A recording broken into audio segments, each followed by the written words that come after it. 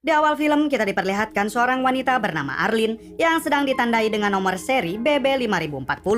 Yang ternyata Arlene merupakan seorang tahanan yang baru dijebloskan ke penjara bernama Bad Batch. Perihal nomor seri 5040 yaitu Arlene merupakan tahanan ke 5040 yang masuk ke penjara tersebut.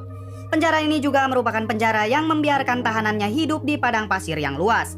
Dan di sana juga para tahanan bebas melakukan apa saja karena ketika tahanan masuk ke sana, mereka tidak terikat dari segala hukum yang diterapkan di Amerika dan tidak ada aturan apapun di penjara tersebut.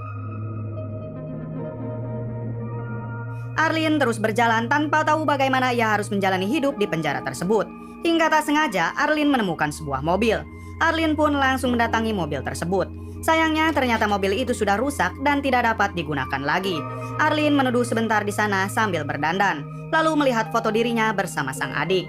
Tak lama kemudian ada sebuah kendaraan yang hendak menghampiri Arlene. Tak pikir panjang, Arlene pun langsung berlari sekuat tenaga. Namun sayangnya Arlene berhasil ditangkap oleh orang misterius tersebut. Saat Arlene tersadar, ternyata ia sudah berada di base camp mereka dalam keadaan dirantai. Lalu datang seseorang yang langsung menyuntikkan sebuah cairan ke tangan Arlene. Ternyata setelah itu tangan Arlene digergaji oleh orang tersebut hingga terputus. Tak hanya itu saja, orang tersebut juga memotong satu kaki Arlene. Setelah itu orang tersebut membawa satu tangan dan satu kaki Arlene untuk dimasak. Ternyata Arlene kini berada di sebuah base camp kanibal yang bertahan hidup di penjara tersebut dengan memakan daging tahanan yang lain, terutama tahanan yang baru masuk ke penjara tersebut. Base camp kanibal itu ternyata dipimpin oleh seorang pria bernama Miami Man yang diperankan oleh Jason Momoa.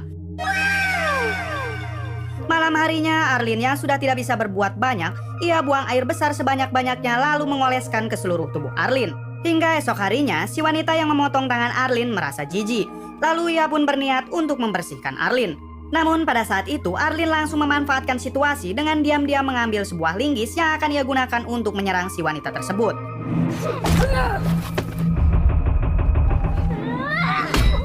Ternyata cara itu berhasil dan dengan mudah Arlene menghabisi wanita itu.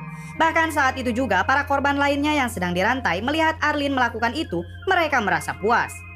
Lalu setelah itu Arlene berusaha kabur dari base camp tersebut. Dengan terus mengesot, Arlene terus berusaha. Hingga tak sengaja ia menemukan sebuah papan skateboard untuk membantu Arlene kabur lebih cepat dari base camp tersebut.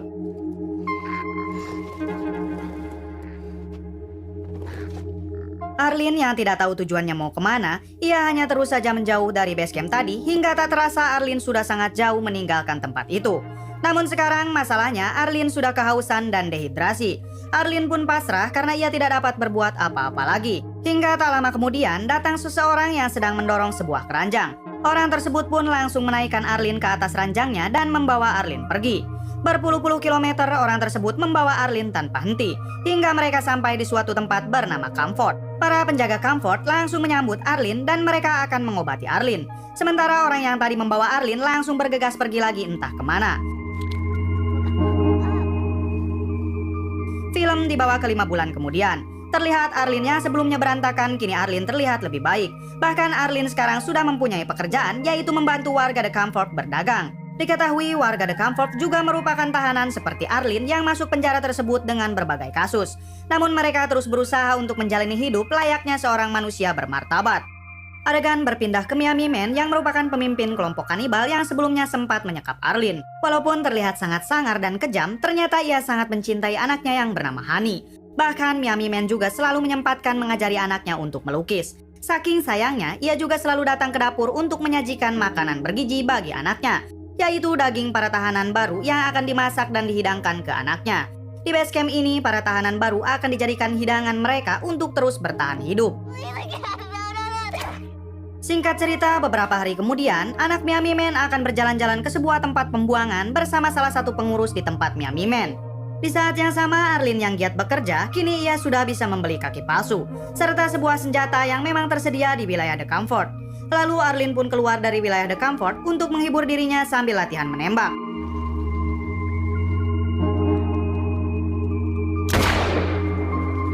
Hingga tak sengaja, Arlene melihat kendaraan yang dulu pernah mengejarnya. Arlene sadar mereka adalah kelompok kanibal yang telah memakan tangan dan kakinya. Arlene pun langsung menghampirinya. Ternyata mereka adalah si pengurus dan Honey anak Miami Man. Tak pikir panjang, Arlene pun langsung menghabisi si pengurus itu. So tell me what you want me to do and I'll do it. Namun ia tak tega menghabisi Hani karena ia masih kecil. Arlene menganggap menghabisi si pengurus itu sebagai latihannya menembak. Hani sendiri tak merasa kaget ataupun merasa kehilangan karena memang setiap hari ia selalu melihat orang-orang yang dihabisi. Lalu Arlene membawa Hani ke The Comfort. Saat sedang menuju ke sana, si pemulung yang dulu pernah menolong Arlene melihat Arlene membawa anak kecil menuju ke The Comfort. Sesampainya di wilayah The Comfort, Arlene yang tahu kalau Hani menginginkan seekor kelinci, Arlene pun langsung membelikannya. Arlene sendiri berniat akan merawat Hani seperti anaknya sendiri. Namun di balik itu, Miami Man mulai gelisah karena anaknya tak kunjung kembali. Hingga ia memutuskan mendatangi tempat limbah pembuangan untuk mencari Hani anaknya. Di sana ia hanya menemukan jasad si pengurus, namun anaknya tidak ada di sana.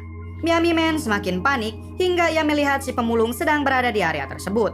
Lalu ia bertanya keberadaan anaknya dengan menunjukkan lukisan bergambar anaknya. Si pemulung sadar kalau Miami Man sedang mencari anaknya yang sebelumnya ia lihat bersama Arlene. Namun sebelum memberitahunya, si pemulung itu menyuruh Miami Man untuk melukis dirinya terlebih dulu. Miami Man pun langsung menyetujui hal itu. Setelah lukisannya selesai, akhirnya si pemulung memberitahu kalau anak kecil yang sedang Miami Man cari berada di wilayah The Comfort. Beralih ke Arlene dan Hani, kini mereka semakin dekat. Bahkan di malam harinya, Arlene mengajak Hani untuk mendatangi pesta yang sedang diadakan oleh pemimpin The Comfort. Dan inilah dia pemimpin di sana. Mereka menyebutnya dengan julukan The Dream yang diperankan oleh Keanu Reeves atau John Wick. Ia merupakan orang yang telah memimpin para warga di sana untuk hidup layaknya seorang manusia bermartabat. Diketahui juga kalau The Dream membuat mata uangnya sendiri yang sampai saat ini uang itu digunakan untuk bertransaksi di wilayah The Comfort. Semua orang sangat mengagumi The Dream.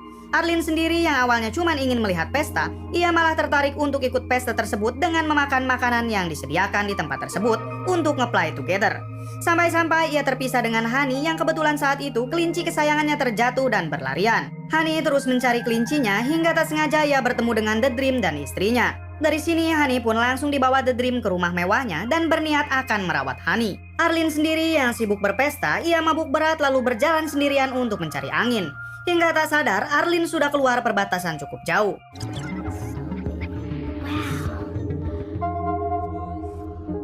Keesokan harinya, Arlene baru tersadar dan melihat di depannya sudah ada pria besar yaitu Miami Man. Miami Man juga sudah membawa kaki palsu Arlene lalu bertanya kepada Arlene perihal anaknya yang hilang. Di sini Arlene tak mengakui semuanya dan ia mengatakan kalau ia sama sekali belum pernah melihat anak Miami Man. Miami Man pun langsung mengutus Arlene untuk mencari anaknya di wilayah The Comfort. Dan apabila Arlene tidak berhasil menemukannya, maka Miami Man akan mendatangi Arlene lalu menghabisinya. Yang sebenarnya, Miami Man sendiri sulit masuk ke wilayah tersebut karena hampir semua warga The Comfort tahu kalau Miami Man adalah pemimpin kelompok kanibal. Tak lama kemudian, ada seorang pria besar berkulit hitam menghampiri mereka dengan membawa sesuatu.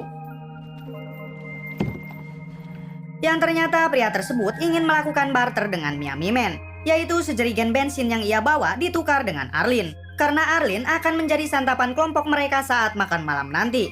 Setelah berpikir sebentar, akhirnya Miami Man setuju dengan barter tersebut. Alhasil Arlene pun dibawa oleh pria asing itu. Namun pada saat itu juga, Miami Man langsung menghabisi pria itu dengan melempar senjata ke arahnya.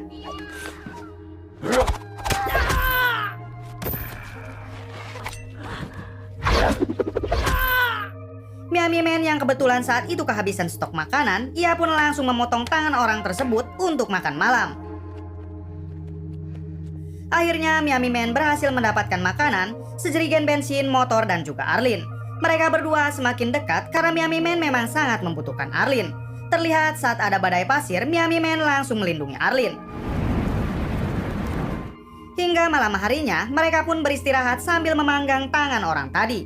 Di sini Arlene yang penasaran bertanya kepada Miami Man apa yang menyebabkan Miami Man sampai dipenjara di tempat ini. Miami Man pun langsung menjawab kalau ia dipenjara karena telah menjadi imigran ilegal dari Kuba ke Amerika. Dan Miami Man sudah masuk ke penjara ini dari umur 13 tahun. Lalu Arlene juga penasaran untuk mengetahui kode seri di leher Miami Man. Namun ternyata Arlene hanya memanfaatkan hal tersebut untuk merebut senjata Miami Man. Miami Man sendiri langsung menyuruh Arlene menusukkan senjata itu ke badannya jika Arlene berani. Namun tiba-tiba dari belakang ada yang menembak Miami Man. Ternyata orang yang menembaknya adalah seorang tahanan yang berhasil kabur dari base camp Miami Man.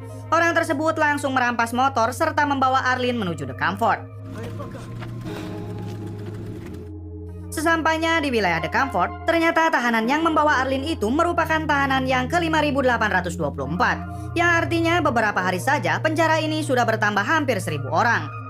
Esok harinya Arlene mulai berpikir bagaimana cara ia hidup ke depannya mengingat orang-orang yang masuk ke penjara ini semakin banyak. Ia berpikir mungkin alasan Miami Man dan kelompoknya menjadi kanibal yaitu untuk tetap bertahan hidup dan menjaga kestabilan penjara ini. Hingga Arlene memutuskan untuk kembali mencari Miami Man. Di sana Arlene tak berhasil menemukan Miami Man dan hanya menemukan sebuah buku gambar milik Miami Man yang salah satu gambarnya bergambar Honey anaknya. Arlene berpikir kalau Miami Man sudah kembali ke base campnya. Di balik itu, si pemulung tak sengaja menemukan Miami Man di suatu tempat yang cukup jauh dari tempat Miami Man tertembak semalam. Lalu seperti biasa, ia berusaha menolong setiap orang yang membutuhkan pertolongannya. Si pemulung itu juga menangkap burung untuk dijadikan bahan santapan dirinya dan Miami Man. Si pemulung itu terus merawat Miami Man hingga berangsur-angsur Miami Man pun kembali pulih. Miami Man sangat berterima kasih kepada si pemulung itu dan tak akan pernah melupakan kebaikannya. Dan Miami Man memberi kebebasan untuk si pemulung keluar masuk base camp kanibal tanpa harus takut disakiti.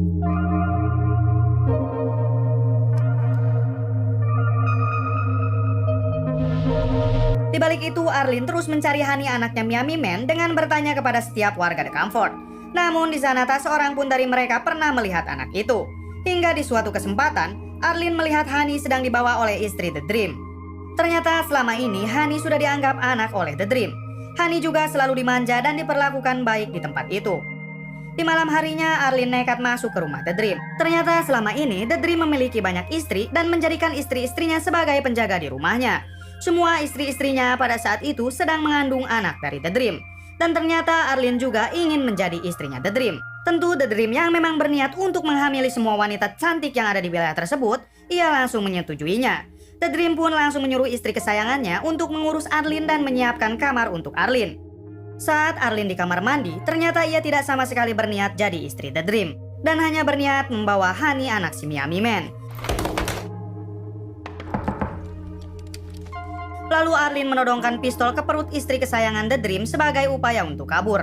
Terlihat para penjaga di sana merupakan istri The Dream yang sedang mengandung. Arlene sendiri berhasil keluar dari tempat tersebut dengan selamat. Lalu ketika belum jauh dari tempat itu, ia menurunkan istri The Dream dan menyuruhnya untuk kembali. Sementara Arlene dan Honey melanjutkan perjalanan menuju base camp Miami Man. Namun di tengah perjalanan mereka bertemu dengan Miami Man. Miami Man sangat senang karena bisa bertemu lagi dengan anaknya.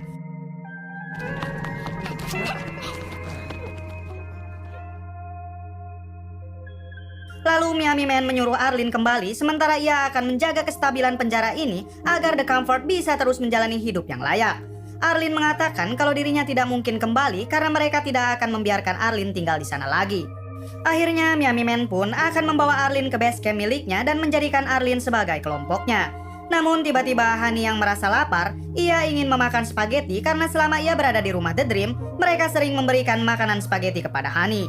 Sementara Miami Man sendiri tidak punya apa-apa untuk mereka makan. Lalu Miami Man mengambil kelinci kesayangan anaknya untuk menjadi bahan hidangan. Meski anak Miami Man menangis, ia tetap menyantap kelinci itu karena lapar. Tamat.